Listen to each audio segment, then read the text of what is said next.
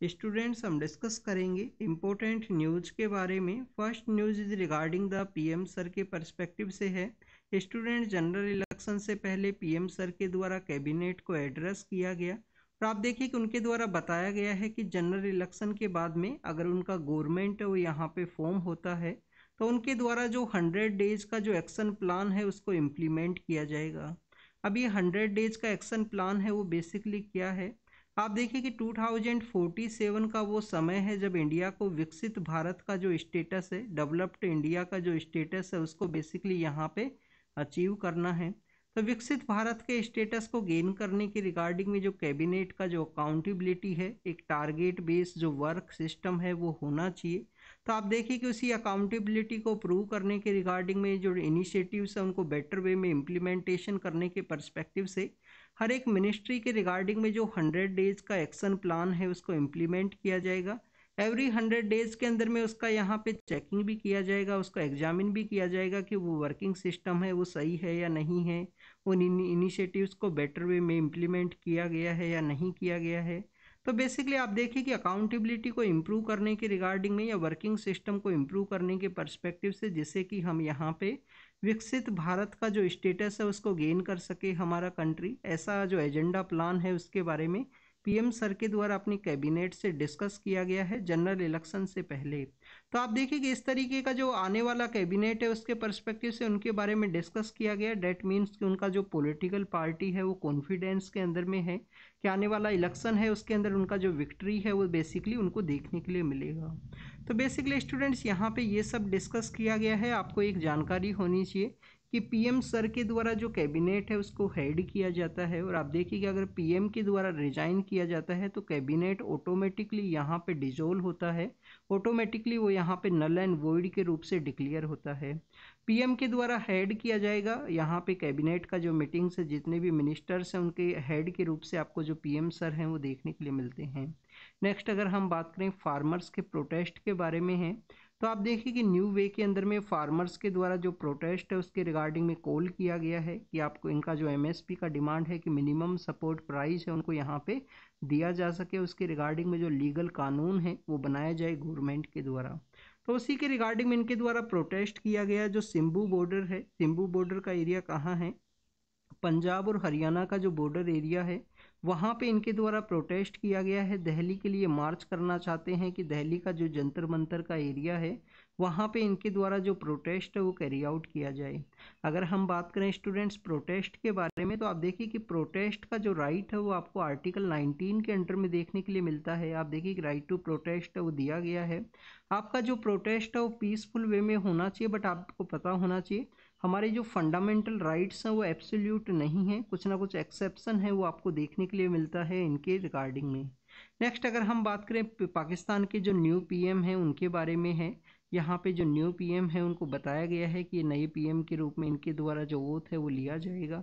तो आप देखिए कि वहाँ पे जब इलेक्शंस कंप्लीट हुए थे तो किसी भी पॉलिटिकल पार्टी को जो कंप्लीट मेजोरिटी है वो नहीं मिला था। 3 पॉलिटिकल पार्टीज का एक अलायंस भी देखने के लिए मिला है और वहाँ पे आपको जो अथॉरिटी है, जो मिलिट्री अथॉरिटी है, उसका आपको बेसिकली जो पावर है वो देखने के लिए मिलती है। तो आप देखिए कि मिलिट्री अथॉरिटीज़ के द्वारा इवन रिजल्ट्स के अंदर भी इंटरफेरेंस है वो किया जाता है अपना जो पर्सनल चॉइस का जो कैंडिडेट है उसके विनिंग के रिगार्डिंग में।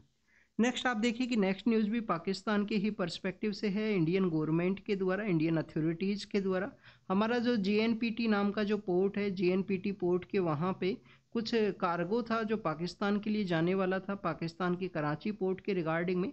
और माल्टा नाम का जो आइलैंड कंट्री है वहाँ का ओरिजिनली वो शिप था। शिप का जो ओरिजिनेशन है, जो ये कार्गो ट्रेड का जो ओरिजिनेशन है वो चाइना का सियोंग नाम का जो बेसिकली पोर्ट है वहाँ से उसका ओरिजिनेशन देखने के लिए मिलता है।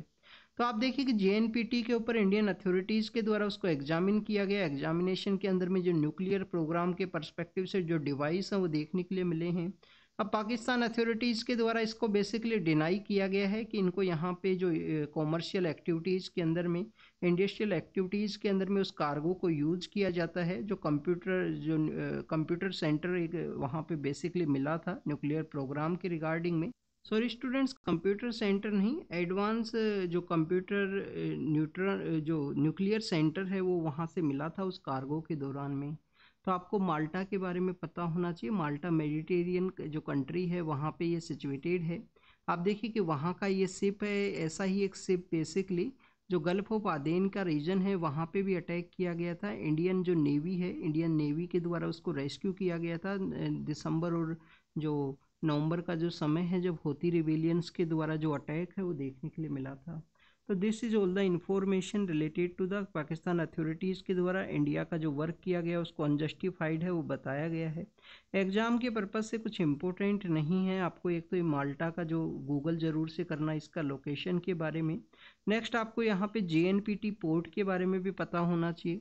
JNPT पोर्ट मुंबई के अंदर सिचुएटेड है। हमारा जो India middle east Europe economic corridor है उसके अंदर एक गुजरात का पोर्ट है, एक JNPT पोर्ट है जिसको कि बेसिकली अरेबियन पेनिनसुला से कनेक्ट किया जाएगा। जो G20 की मीटिंग के दौरान में इंडिया के द्वारा India middle east Europe economic corridor को जो लॉन्च किया था। स्टूडेंट्स यहाँ पे आप देखिए कि हमने PM सर के बारे में जब डिस्कस किया गया तो आपको एक लैंप डक जो सेशन है उसके बारे में भी पता होना चाहिए। अभी लैंप डक सेशन क्या है, जो हमारा लोकसभा का जो लास्ट सेशन है उसको लैंप डक सेशन के रूप से वहाँ पे ऑर्गेनाइज किया जाता है। आप देखिए कि ऐसे पॉलिटिकल पर्सन जो नेक्स्ट लोकसभा के अंदर इलेक्ट होके नहीं आएंगे उनके रिगार्डिंग में ये जो सेशन है वो आपको देखने के लिए मिलता है। बेसिकली इसका जो प्रैक्टिस है वो USA के अंदर में मोर वे में कैरी आउट किया जाता है। इंडिया में तो आपको काफ़ी कम वे में इसका जो प्रैक्टिस है वो देखने के लिए मिलेगा। नेक्स्ट अगर हम बात करें जो BJP नाम का जो पॉलिटिकल पार्टी है उसके एक कैंडिडेट हैं आसनसोल से। आसनसोल कहाँ है स्टूडेंट्स? वेस्ट बंगाल के अंदर में। तो एग्जाम के पर्पज़ से कुछ इंपॉर्टेंट नहीं है। उनको टिकट अनाउंस किया गया था, उनके द्वारा डिनाई किया गया है कि वो इलेक्शन है वो कंटेस्ट नहीं कर सकते। एग्जामिनेशन के रिगार्डिंग में आपको कोई इम्पोर्टेंट इन्फॉर्मेशन नहीं है। नेक्स्ट आप देखिए वेस्ट बंगाल जो हाई कोर्ट है, जो कलकत्ता हाई कोर्ट है, उसके एक जज के द्वारा आने वाले कल का जो दिन है वहाँ पे रिजाइन किया जा सकता है और वो जो पॉलिटिक्स है उसको ज्वाइन कर सकते हैं। तो स्टूडेंट जब भी हम जुडिशरी के बारे में या इम्पोर्टेंट कोई भी जो जॉब है, इम्पोर्टेंट कोई भी पोस्ट है उसके बारे में जब हम रीड करते हैं, बेसिकली आप देखिए कि गवर्नमेंट के साथ में पोस्ट है उसके रिगार्डिंग में भी काफ़ी बार ये देखने के लिए मिलता है।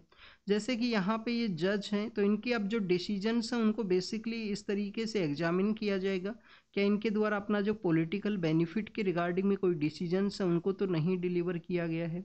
तो काफ़ी बार एक चीज़ है जो न्यूज़ के अंदर देखने के लिए मिलती है, cooling of period. Cooling of period होना चाहिए कि कोई भी पर्सन है इस पोस्ट को जैसे हेड करता है, सपोज कीजिए कैग का कोई पोस्ट है, इलेक्शन कमीशन ऑफ इंडिया का कोई पोस्ट है, यहाँ पे कोई पर्सन है वो जज के रूप से पोस्टेड है, तो उनके डिसीजन से इस तरीके से ना हो कि किसी पॉलिटिकल पार्टी को बेनिफिट हो और उसके बाद में उन्हीं के द्वारा जो पॉलिटिकल पार्टी है उसको ज्वाइन कर लिया जाए अपने पर्सनल गेन के रिगार्डिंग में।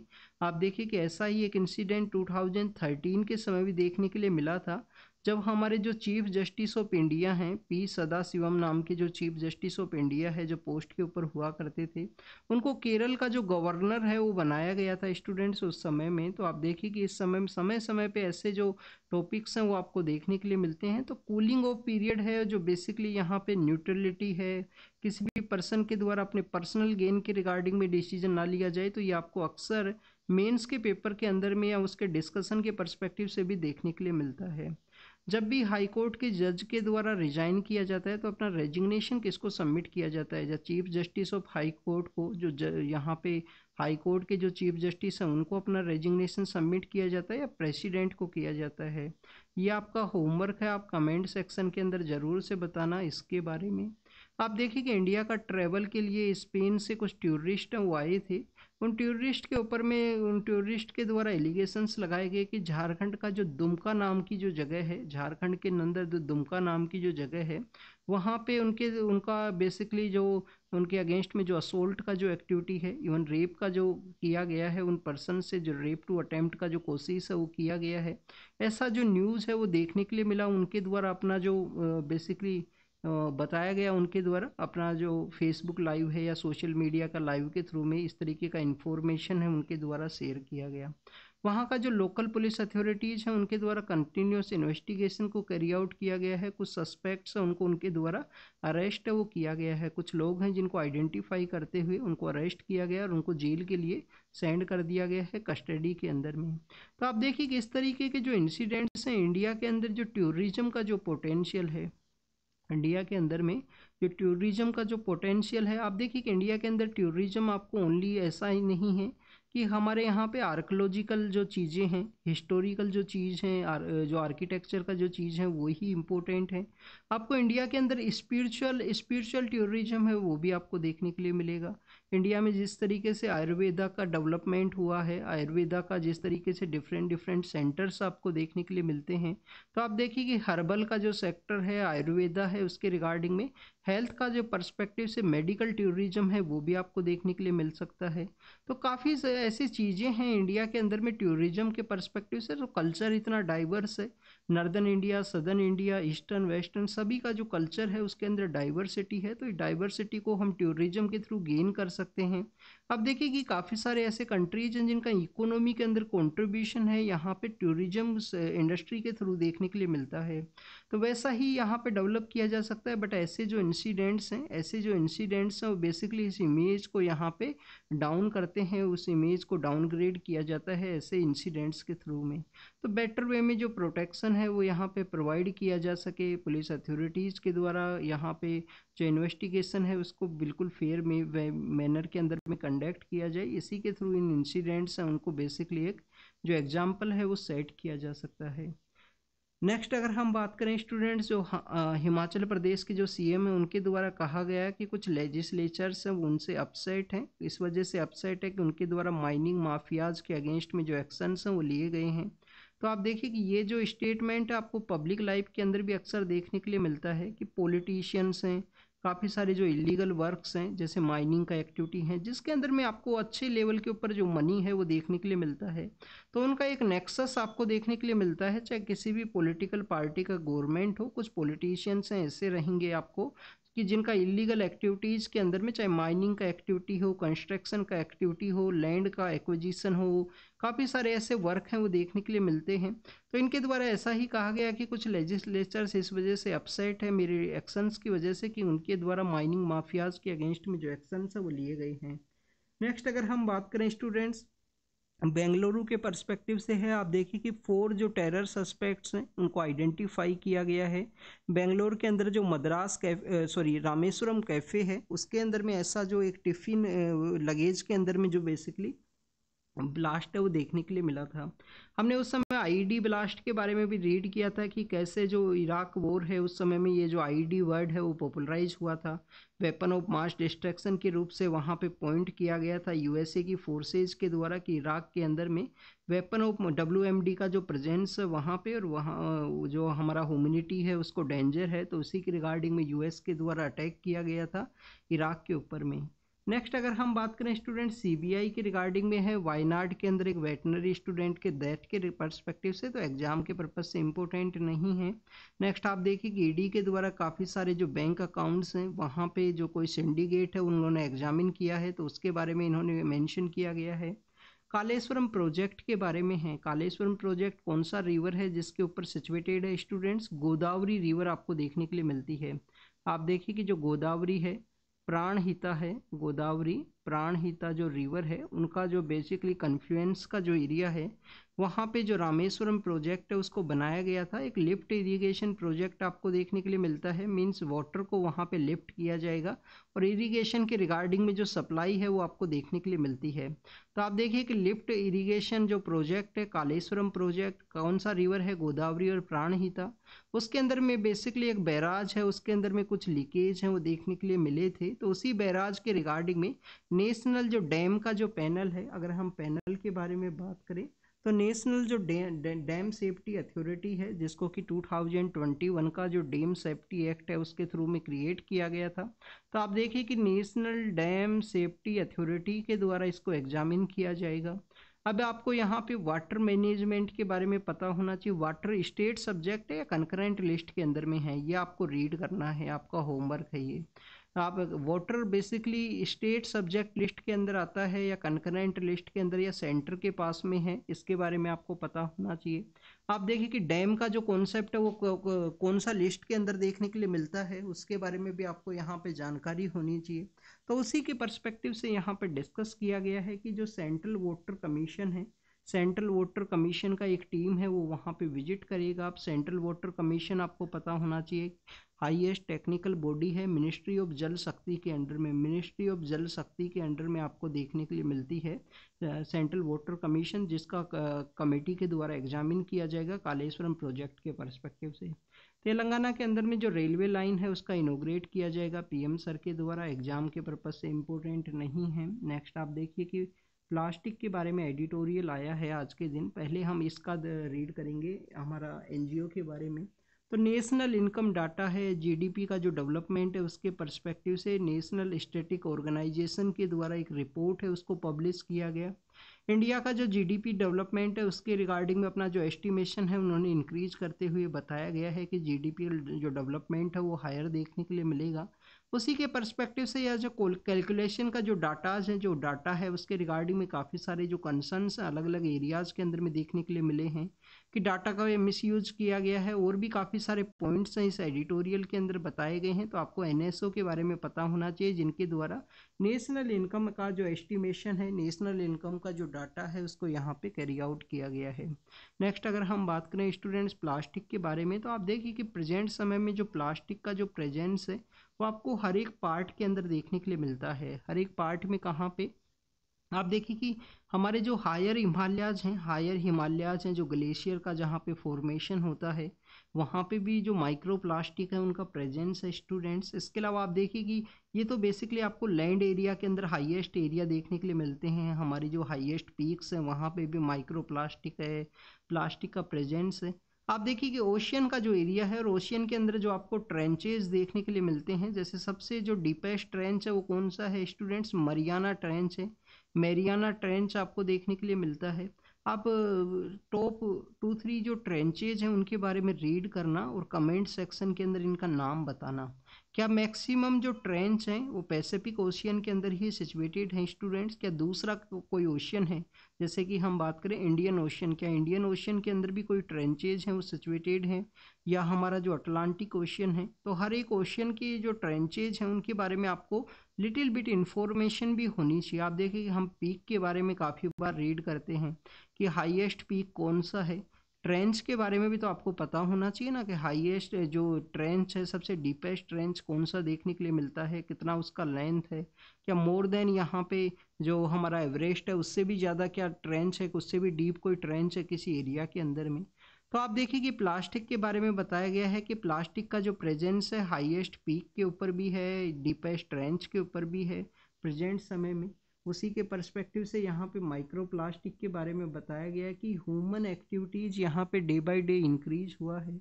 और आप देखिए कि जो लार्जर जो प्लास्टिक है उसको यहाँ पे डिग्रेड किया जाता है, माइक्रो प्लास्टिक के रूप से उसको कन्वर्ट किया जाता है, और ये हमारा जो ग्लेशियर का एरिया है जो रिवर के साथ भी आपको देखने के लिए मिलता है। और आप देखिए कि ग्लेशियर जब मेल्ट होते हैं, माइक्रो प्लास्टिक जब वहाँ से मेल्ट होगा तो वो रिवर के अंदर में जाएगा, रिवर के थ्रू में आपको ये बेसिकली ओशियन के अंदर में ये इनका जो अपना कोर्स के अंदर में देखने के लिए मिलती हैं।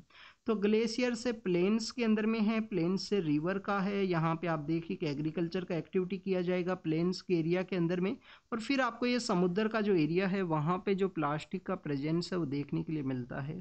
तो बेसिकली यहाँ पे माइक्रो प्लास्टिक का जो प्रॉब्लम है उसी के बारे में बताया गया कि micro plastic is present everywhere. हमारा जो ग्लोब का जो अर्थ है उसके अंदर हर एक जगह पे है, चाहे वो कोई भी एरिया हो। स्टूडेंट्स अगर हम इसके बारे में बात करें तो आप देखिए कि आपको जो सोर्स है, अगर इंडिया के अंदर में जो इम्पोर्टेंट वाटर का जो सोर्स है इंडियन हिमालयन रीजन है, एक इम्पोर्टेंट सोर्स आपको देखने के लिए मिलता है। और आप देखिए कि इंडियन हिमालयन रीजन के अंदर में जो रिवर्स हैं वहाँ पे भी माइक्रो प्लास्टिक है, चाहे वो इंडस रिवर का सिस्टम हो, चाहे गंगा का सिस्टम हो या ब्रह्मपुत्रा का सिस्टम हो, चाहे इंडस का सिस्टम हो, गंगा का सिस्टम हो या ब्रह्मपुत्रा का सिस्टम हो, हर एक जगह माइक्रो प्लास्टिक है उसका प्रेजेंस है। और स्टूडेंट्स ये जो प्लास्टिक है इसकी वजह से आप देखिए कि हमारे यहाँ पे जो वाटर का जो पोल्यूशन है वो आपको देखने के लिए मिलता है। एग्रीकल्चर के अंदर में जब ये वाटर पहुंचता है ग्लेशियर से, जो हमारे जो प्लेन्स का जो एरिया है वहाँ पे जो प्रोडक्टिविटी है उसको ये डिक्लाइन करता है। और सोइल का जो पोल्यूशन है वो भी आपको देखने के लिए मिलता है इस प्लास्टिक का जो माइक्रो प्लास्टिक है उसके प्रेजेंस की वजह से। तो ये सब आपको यहाँ पे जो जानकारी है वो ज़रूर से होनी चाहिए। इसके अलावा स्टूडेंट्स, हमारा जो हिमालयन सिस्टम है उसका जो बायोडाइवर्सिटी है, हिमालयन सिस्टम का जो बायोडाइवर्सिटी है उसको भी ये इम्पैक्ट करता है। अब आप देखिए कि हमारे हिमालयन सिस्टम के अंदर में आपको एक रैपिड अर्बनाइजेशन है, अनप्लान्ड अर्बनाइजेशन है, वो आपको देखने के लिए मिलता है। हमारे जो सिटीज़ हैं, हमारे जो अर्बन एरियाज़ हैं वो बेसिकली कैपेबल नहीं है कि हमारे जितना भी वेस्ट है वो जनरेट होता है उसको यहाँ पे सस्टेनेबल वे के अंदर में मैनेज किया जा सके, उनको यहाँ पे ट्रीट किया जा सके। तो बेसिकली आप देखिए कि हमारा जो अर्बन प्लानिंग है उसका भी एक फेलियर आपको देखने के लिए मिलता है। काफ़ी सारे ऐसे एरियाज हैं जहाँ पे वेस्ट डंपिंग जो साइट है नियर बाई एक इकोलॉजिकल जो साइट है उसके पर्सपेक्टिव से बनाया गया है, जैसे कि दीपोर बेल का जो साइट है आसाम के अंदर में। आप देखिए कि दीपोर बेल है, उसी के नियर बाई एरिया के अंदर एक डंपिंग साइट है वो आपको देखने के लिए मिलती है वेस्ट के पर्सपेक्टिव से। नेक्स्ट आप देखिए कि आपको मणिपुर के अंदर में नाम्बुल नाम का जो रिवर है वो देखने के लिए मिलेगा। मणिपुर के अंदर नाम्बुल नाम का जो रिवर है वहाँ पे भी जो पोल्यूशन लेवल है स्पेशली प्लास्टिक का पोल्यूशन वो आपको हायर देखने के लिए मिला है।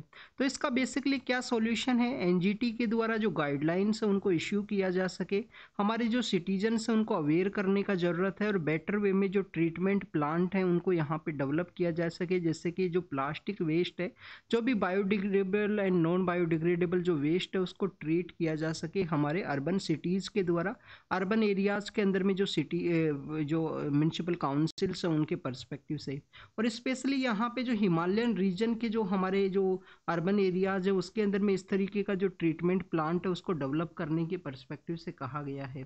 गाजा स्ट्रिप के बारे में है, आप देखिए कि गाजा स्ट्रिप कंटिन्यूस न्यूज़ के अंदर में है, वहाँ पे ही जो सिविलियंस का जो डेथ हुआ है उसके पर्सपेक्टिव से कहा गया है कि 30,000 के आसपास सिविलियंस का डेथ हुआ है, 70,000 के आसपास जो सिविलियंस हैं उनके कैजुअलिटी हैं वो देखने के लिए मिला है। तो उसी के पर्सपेक्टिव से यहाँ पे डिस्कस किया गया है। Next is regarding the political party system के बारे में है। आप देखिए कि हमारे हर एक स्टेट के अंदर में जो पॉलिटिकल पार्टीज हैं, जैसे कि राज्यसभा का इलेक्शन था या पार्टी के अंदर में अलग अलग जो फैक्शंस है वो क्रिएट होते हैं, तो उसी के पर्सपेक्टिव से कहा गया कि जो पॉलिटिकल पार्टी सिस्टम है उसको रिफॉर्म करने का ज़रूरत है। इंटरनल जो पार्टी है, जो एंटी डिफेक्शन लॉ है उसको बेटर वे में यहाँ पे इम्प्लीमेंट करने का ज़रूरत है। तो उसी के पर्सपेक्टिव से बेसिकली बताया गया है। पॉलिटिकल पार्टी सिस्टम के बारे में अगर हम बात करें तो इंटरनल जो डेमोक्रेसी है एक पॉलिटिकल पार्टी के अंदर होना चाहिए, तो उसके रिगार्डिंग में है ये एडिटोरियल, और कुछ नहीं है। पॉलिटिकल न्यूज़ काफ़ी कुछ मेंशन किया गया है जो एग्ज़ाम के पर्पज़ से इम्पोर्टेंट नहीं है। हमारा जो एसडीजी है, एसडीजी के अंदर में आपको एक गोल देखने के लिए मिलता है कि हमारे को जो जेंडर का जो इनइक्वलिटी है उसको रिड्यूस करना है, जो जेंडर का इनइक्वलिटी है उसको रिड्यूस करना है। आप देखिए इनइक्वलिटी को हमको यहाँ पे क्या करना है, रिड्यूस करना है, और वुमेन का जो एम्पावरमेंट है उसको कैरी आउट करना है। तो उसी के रिगार्डिंग में बताया गया है कि अर्बन एरियाज के अंदर में जो वुमेन है उसको यहाँ पे बेसिकली जो गारंटेड एम्प्लॉयमेंट का जो एक्ट है वो दिया जाए, जिससे कि इनको एम्प्लॉयमेंट है वो ग्रांट किया जा सके। एमजी नरेगा के थ्रू, जिस तरीके से रूरल एरियाज़ के अंदर में एमजी नरेगा के through Mahatma Gandhi national rural employment guarantee act है, उसके थ्रू जिस तरीके से रूरल एरियाज के अंदर में वुमेन्स को एम्प्लॉयमेंट दिया गया है, वुमेन्स का जो डेवलपमेंट है, एम्पावरमेंट को वो हेल्प करता है। तो उसी के रिगार्डिंग यहाँ पे डिस्कस किया गया है कि बेसिकली अर्बन एरियाज के अंदर भी जो वुमेन्स हैं उनको यहाँ पे प्रॉपर जो राइट है वो प्रोवाइड किया जाए, जिससे कि उनका एम्पावरमेंट हो। वैसे भी अर्बन एरिया के अंदर में एम्प्लॉयमेंट के रिगार्डिंग में काफ़ी सारे आपको जो ड्रॉबैक है वो देखने के लिए मिलते हैं, जैसे कि ट्रांसपोर्ट जो कम्यूटेशन का जो सिस्टम है वो सही नहीं है काफ़ी सारे अर्बन एरियाज़ के अंदर में। आप देखिए कि वुमेन्स का जो सेफ्टी है वो भी आपको नहीं देखने के लिए मिलता है। तो उसी के रिगार्डिंग में एम्प्लॉयमेंट जो गारंटी एक्ट है उसके बारे में कहा गया है। नेक्स्ट आप देखिए कि मेजोरिटी इन जो इंडियंस हैं उनका एक थिंकिंग के बारे में बताया गया कि ऑथोरिटेरियन जो पर्सन है उनको ये पसंद करते हैं। ऑथोरिटेरियन जो पार्टीज हैं उसका जो सपोर्ट है 85% इंडियंस का जो देखने के लिए मिला है। बट स्टूडेंट्स आपको पता होना चाहिए हमारे कॉन्स्टिट्यूशन के अंदर में अगर कोई सिंगल पर्सन भी है यहाँ पे, अगर वो माइनॉरिटी का पर्सन है तो उसका भी जो राइट्स है उसको सिक्योर किया गया है। आप देखिए कि जो 99% का पॉपुलेशन है वो मेजोरिटी के अंदर में है, रिलीजन के बेस्ड के ऊपर, आइडियोलॉजी के बेस के ऊपर में या किसी भी वे में। यहाँ पे जो 1% जो पर्सन है उनका भी जो राइट्स है उसको सिक्योर किया गया है। तो हमारा जो कॉन्स्टिट्यूशन है वो सभी के रिगार्डिंग में इक्वलिटी है उसको ग्रांट करता है। ये बेसिकली एक सर्वे है उसके द्वारा कंडक्ट किया गया। इंडियंस के बारे में बताया गया है कि यहाँ पे 85% है जो ऑथोरिटेरियन या जो डिक्टेटर टाइप का जो पर्सनैलिटी है उसको सपोर्ट किया जाता है प्रेजेंट समय में मेजोरिटेरियंस के द्वारा। नेक्स्ट अगर हम बात करें स्टूडेंट्स, यहाँ पे जो टाइम्स का हायर एजुकेशन जो रिपोर्ट है वो आपको देखने के लिए मिलती है यूनिवर्सिटी रैंकिंग के रिगार्डिंग में। आप देखिए कि क्यूएस का एक रैंकिंग सिस्टम है और संघाई रैंकिंग सिस्टम आपको काफ़ी कुछ देखने के लिए मिलेगा। तो उन्हीं रैंकिंग से यूनिवर्सिटी रैंकिंग का जो रिलेवेंस है उसके पर्सपेक्टिव से कहा गया आपको यहाँ पे बेसिक इन्फॉर्मेशन और जानकारी होनी चाहिए रैंकिंग सिस्टम के रिगार्डिंग में। जानकारी आपको होनी चाहिए स्टूडेंट्स की यहाँ जो इंडियन जो गवर्नमेंट है उसके द्वारा इंस्टीट्यूशन ऑफ एमिनेंस है उनको डेवलप किया गया था, जिससे कि हमारा जो रैंकिंग है QS ranking Times Higher Education के अंदर में हमारा जो रैंकिंग है उसको यहाँ पे इम्प्रूव हो। इंस्टीट्यूशन ऑफ एमिनेंस के रिगार्डिंग में जो कमेटी है गोपाल स्वामी का जो कमेटी है उसके बारे में भी आपको पता होना चाहिए। आप देखिए कि पीएम सर हैं जो कल्पक्कम नाम का हमारा जो न्यूक्लियर पावर प्लांट है उसका जो कोर एरिया है उसी के रिगार्डिंग में कोर का जो लिफ्टिंग का जो वर्क है उसको विटनेस किया जाएगा पीएम सर के द्वारा। तो ये आपको पता होना चाहिए। कोर का जो लोडिंग है इंडियन इंडिजीनियस जो रिएक्टर है कल्पक्कम जो सदर्न पार्ट ऑफ मद्रास के वहाँ पे सिचुएटेड है। तो वहाँ पे 50 ME का जो basically prototype fast breeder reactor है उसको डेवलप किया जाएगा इंडिजीनियस वे के अंदर में। और इंडिया का जो भवानी नाम का जो बेसिकली यहाँ पे एक इंस्टीट्यूशन है भवानी नाम के द्वारा इसको डेवलप किया गया है इस कोर लोडिंग का जो फास्ट ब्रीडर जो रिएक्टर है उसको। स्टूडेंट्स यहाँ पे बेसिकली आप देखिए कि जीआई टैग के बारे में है जो चेन्नई के अंदर में जीआई टैग जो जोग्राफिकल इंडिकेशन का जो रजिस्ट्री है उसके द्वारा उड़ीसा का बेसिकली आप देखिए कि जो रूपा तरकासी है उसको यहाँ पे जो चांदी का जो तरकासी वहाँ पे कैरी आउट किया जाता है उसको जो जीआई टैग है वो दिया गया है। अगर हम तरकासी के अलावा स्टूडेंट्स यहाँ पे डिस्कस करें तो आप देखिए कि और भी काफ़ी सारी जगह हैं उनको बेसिकली जो चांदी का तारकासी है उसको यहाँ पे जीआई टैग दिया गया। अब चांदी का तारकासी के बारे में अगर हम बात करें तो आप देखिए कि पर्शिया के अंदर में जो पर्शियन कम्युनिटीज हैं उनके अंदर में चांदी का जो तारकासी है वो देखने के लिए मिलता है। बट आप देखिए कि हमारे यहाँ पे भी जो पर्शिया से ही आया है बट आपको ये जो साउथ ईस्ट एशिया का जो ट्रेड रूट है उसके थ्रू में उड़ीसा के थ्रू आपको ये देखने के लिए मिलता है। इसके अलावा आप देखिए कि हमारे यहाँ पे बंगलार जो मुस्लिम है उसको भी जीआई टैग है वो दिया गया है। रतलाम का जो एक लहसुन है गार्लिक है उसको भी जो जीआई टैग है वो आपको देखने के लिए मिलेगा। रतलाम का जो गार्लिक है उसको भी जीआई टैग है वो आपको यहाँ पे देखने के लिए मिलता है। अगर हम उस गार्लिक के बारे में बात करें आप देखिए गार्लिक के अलावा आपको यहाँ पे देखने के लिए मिलेगा अंबाजी का जो व्हाइट मार्बल है उसको जीआई टैग दिया गया है।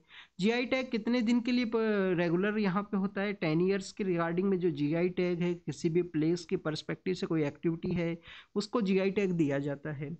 बट आप देखिए कि 10 ईयर के बाद में भी इसका जो रिन्यूअल है उसको कैरी आउट किया जा सकता है। 1999 का एक एक्ट है जिसके अंडर में जोग्राफिकल इंडिकेशन आपको देखने के लिए मिलेगा।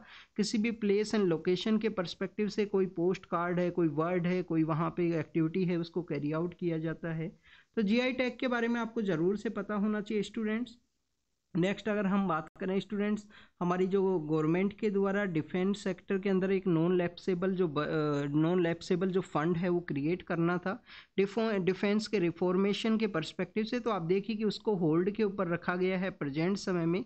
जनरल इलेक्शन का जो रिजल्ट है उसी के बाद में हमारी गवर्नमेंट के द्वारा ये जो नॉन लैप्सेबल जो डिफेंस का जो फंड है उसको क्रिएट किया जाएगा। तो उसी के पर्सपेक्टिव से डिफेंस का मॉडर्नाइजेशन के रिगार्डिंग में आप देखिए MH370 नाम का जो फ्लाइट है जिसका अपीयरेंस नहीं देखने के लिए मिला है वो कहाँ पे डिसअपियर हुआ 2014 के अंदर वो डिसअपियरेंस है वो देखने के लिए मिला है।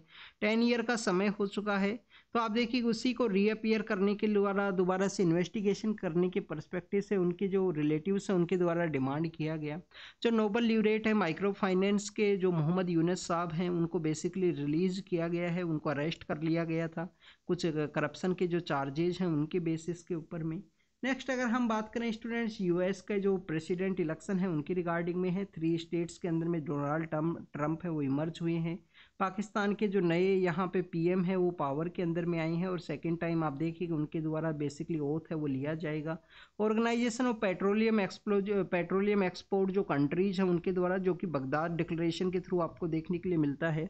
आप देखिए कि उनके द्वारा कहा गया है पेट्रोलियम का जो एक्सपोर्ट करती हैं जो कंट्रीज जिनके वहाँ पे पेट्रोलियम आपको देखने के लिए मिलता है, तो उनके द्वारा कंटिन्यूस इसको कट किया जाएगा और कट करने का बेसिक डिमांड ये है कि इसका जो रेट है वो इंक्रीज किया जा सके। तो this is all the information related to the today's newspaper. आप इसको रीड कीजिए, रिवाइज कीजिए। हेती के बारे में है। हेती का एक बार लोकेशन जरूर से देखना कि कैरेबियन कंट्रीज जो हमारे कैरेबियन जो ओशियन का रीजन है वहाँ पे कहाँ सिचुएटेड है। तो आप देखिए कि कैरेबियन जो कंट्रीज है वो काफ़ी सारे न्यूज़ के अंदर में है। अभी पिछले कुछ दिनों के अंदर में आपको ट्रिनिडाड एंड टोबैगो नाम का जो कंट्री है वो जो लैटिन अमेरिका के पास है, ऑयल के स्पिल की वजह से वो न्यूज़ के अंदर में था, उसका भी लोकेशन आप ज़रूर से देखना। उसका जो कैपिटल है आपको पोर्ट ऑफ स्पेन है वो देखने के लिए मिलता है। तो this is all the information related to the today's newspaper. आप इसको नोट डाउन कीजिए। जो भी इंफॉर्मेशन आपको मिला हो, जो होमवर्क मिला है उसको कमेंट सेक्शन के अंदर बताना, रीड करना और रिवाइज करना स्टूडेंट्स, क्योंकि रीड एंड रिवीजन ही हमारे यूपीएससी का जो एक इम्पोर्टेंट जो पिलर है वो आपको देखने के लिए मिलता है। तो रीड कीजिए, रिवाइज कीजिए। Thank you students, thank you very much.